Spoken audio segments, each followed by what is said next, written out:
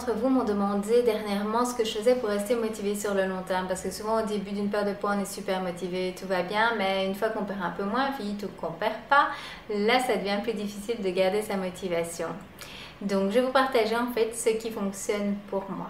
Tout d'abord, lorsque je passe sur ma balance le lundi matin et que je vois que mon poids n'a pas beaucoup bougé ou pas du tout, comment pensez-vous que je réagis? Et oui, tout à fait comme vous, ça ne me fait pas plaisir et je dirais même que ça m'énerve. Mais est-ce que du coup, je rue vers ma cuisine pour vider le pot de beurre de cacahuètes? Je crois qu'avant, j'aurais failli le faire. Oui, je pense bien, il y a quelques années, c'est certainement ce que j'aurais fait, mais plus aujourd'hui. Alors, comment est-ce que je fais pour passer cette étape-là? Tout d'abord, je respire un grand coup. Ça fait vraiment du bien de respirer, donc je vous conseille de le faire. Ensuite, j'essaie en fait de me débarrasser de ce sentiment négatif de frustration, tout simplement en essayant de prendre du recul et en regardant le chemin que j'ai déjà parcouru. Alors si vous êtes au début d'un programme de poids, vous allez me dire que vous ne savez pas faire ça, eh bien vous pouvez simplement regarder le fait que vous avez décidé de vous reprendre en main et que vous faites quelque chose pour perdre ce poids, et donc ça c'est déjà tout du positif. Ensuite, je relativise en me disant que ce n'est pas bien grave en fait de ne pas perdre de poids pendant 1 ou 2 semaines, que c'est le temps que mon corps a besoin pour stabiliser le poids perdu. C'est ce qu'on peut également appeler une phase plateau.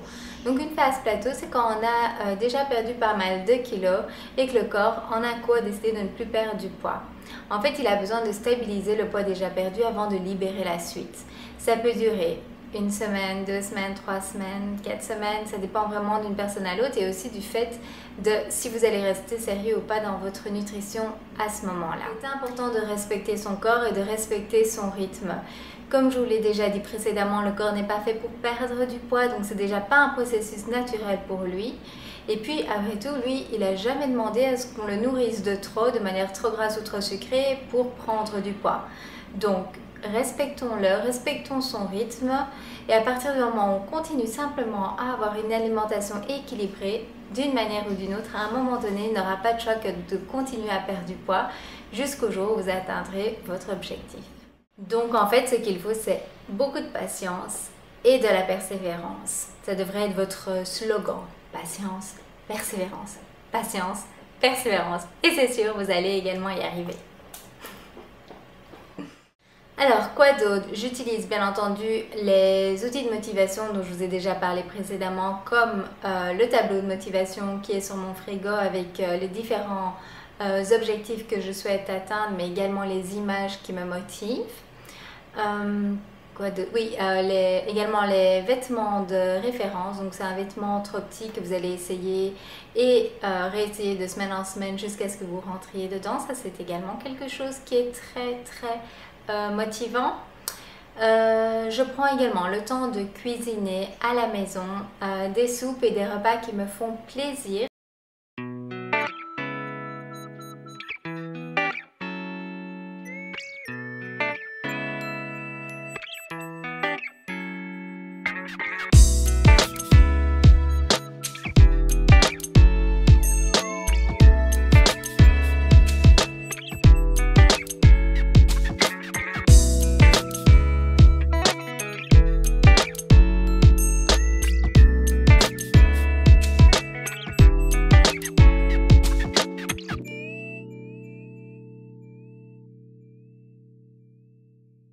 Tout en mangeant sainement. Il ne faut pas que votre perte de poids se transforme en mode régime et donc que vous allez en fait priver de tout et à un moment donné vous allez également craquer. Donc je vous rappelle que le rééquilibrage alimentaire, ça apprend à avoir une nouvelle manière en fait de s'alimenter avec des aliments que nous aimons, qui sont équilibrés pour notre corps, qui apportent les nutriments que le corps a besoin sans excès. Si vous voulez en fait des recettes pour un petit peu vous inspirer parce que vous avez peur de vous lasser ou vous mangez toujours la même chose, je vous mettrai ci-dessous le lien vers ma playlist, vers toutes les vidéos de recettes que j'ai déjà fait et que je continuerai à partager avec vous régulièrement. Un autre point, c'est que je m'octroie de temps en temps des plaisirs. Alors, je n'appelle pas vraiment ça des écarts, j'appelle ça des plaisirs parce que c'est quelque chose que je m'autorise et qui est contrôlé.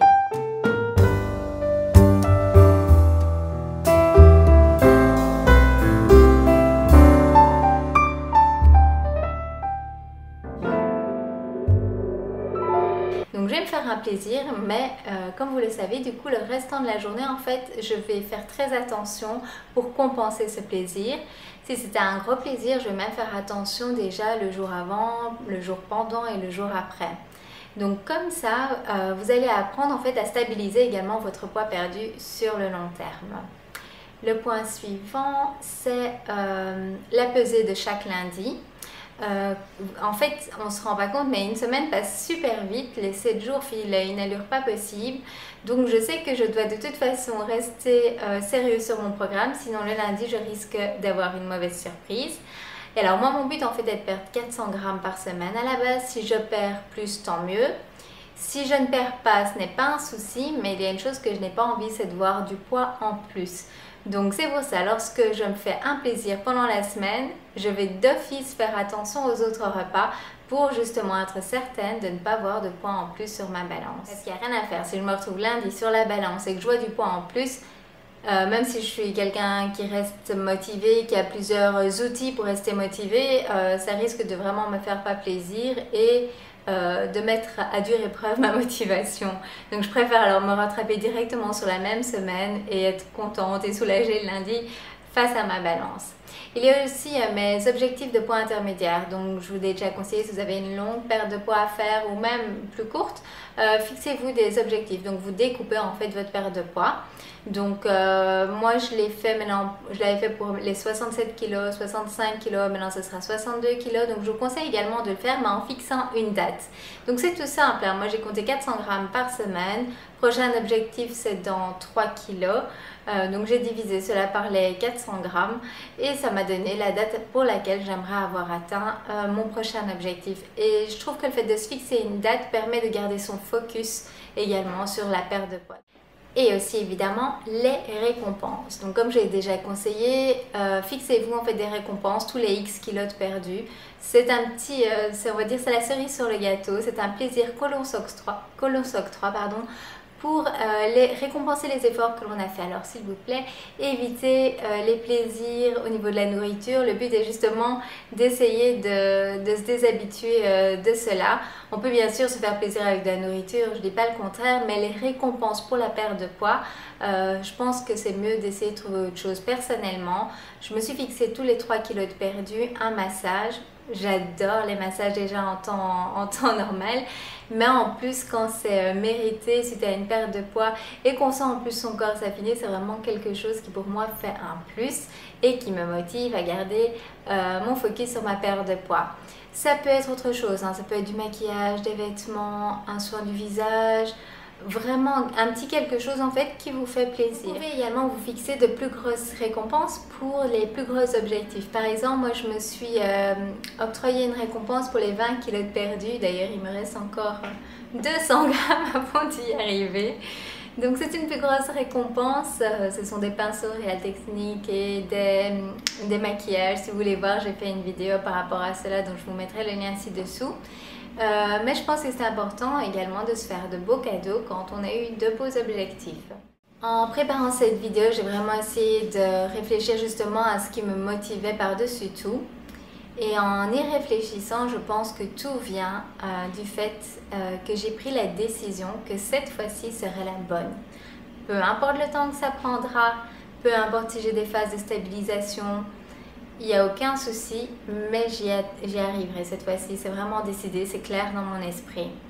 Donc quand j'arrive dans une période où je suis frustrée, où ça va pas aussi vite que j'aimerais, que voilà, il y a des petits soucis dans la vie de tous les jours qui font que ça ne se passe pas comme on veut, eh bien je prends du recul, comme je vous l'ai dit, je regarde le chemin que j'ai déjà parcouru, je regarde le chemin qui me reste à parcourir et j'essaye de relativiser par rapport à cela. Parce qu'après tout, c'est quoi 1 ou 2 semaines de plus ou de moins dans une perte de poids? Le but, c'est d'y arriver. En plus, il faut profiter de ce chemin jusqu'à atteindre votre objectif pour apprendre une nouvelle manière de vous nourrir. Et donc, quand je suis dans une période où je suis plus frustrée, que ça va moins bien, que je suis un peu démotivée, je prends donc simplement du recul et je le fais réellement. Hein. Je m'arrête et je réfléchis à ce qui est en train de se passer dans ma tête et je me dis... bah, regarde déjà le chemin que tu as parcouru, tu as déjà perdu près de 20 kilos, c'est déjà énorme. Maintenant, il t'en reste encore autant à perdre. Ça vaut la peine et de toute façon, je sais que cette fois-ci, c'est la bonne, comme je vous disais. Et ça, c'est le plus important, peu importe le temps que ça prendra. En fait, je veux me sentir bien dans mon corps, je veux me sentir à l'aise dans mes vêtements, porter les vêtements que j'ai envie.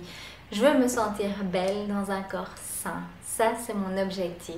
C'est l'objectif très personnel, c'est vraiment par rapport à ce que je ressens moi. Je sais que d'autres personnes vont me dire « Ah, mais t'es déjà bien comme tu es, t'as plus besoin de perdre, etc. » L'important, c'est comment vous vous sentez. Donc, si vous ne prenez pas cette décision pour vous, vous n'allez jamais tenir le coup sur le long terme. Donc, sincèrement, si je peux vous donner encore un conseil, c'est de prendre le temps de savoir pourquoi vous voulez perdre du poids et de prendre la décision. Prendre la décision, c'est décider maintenant que ce sera la bonne. Peu importe le temps que ça prendra, peu importe si vous avez des moments, des hauts, des bas, comme tout le monde, on passe tous par là. Mais décidez que cette fois-ci, ce sera la bonne fois et n'hésitez surtout pas à venir me poser des questions. Je suis là pour vous aider. C'est pour ça que je fais toutes ces vidéos chaque semaine. C'est pour vous aider également.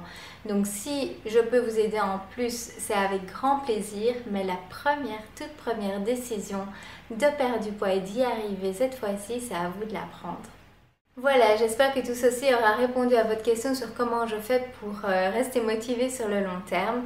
Vous voyez, hein, c'est l'accumulation de plusieurs choses. J'espère que c'est un peu plus clair. Peut-être que ça vous aidera en fait à voir votre situation de manière un peu plus claire et je l'espère sincèrement. De toute façon, comme je vous le disais, si vous avez encore des questions ou quoi que ce soit, n'hésitez vraiment pas à venir me voir, ça me fait toujours plaisir. Si cette vidéo vous a plu, n'oubliez pas de cliquer sur le petit pouce vert. Moi, ça me fait vraiment plaisir de voir qu'autant de personnes ont aimé ma vidéo et surtout de savoir du coup que ces personnes, je les ai peut-être également aidées rien qu'en partageant ce que je fais pour moi. Je vous donne rendez-vous dans la prochaine vidéo. Bye bye et bon courage!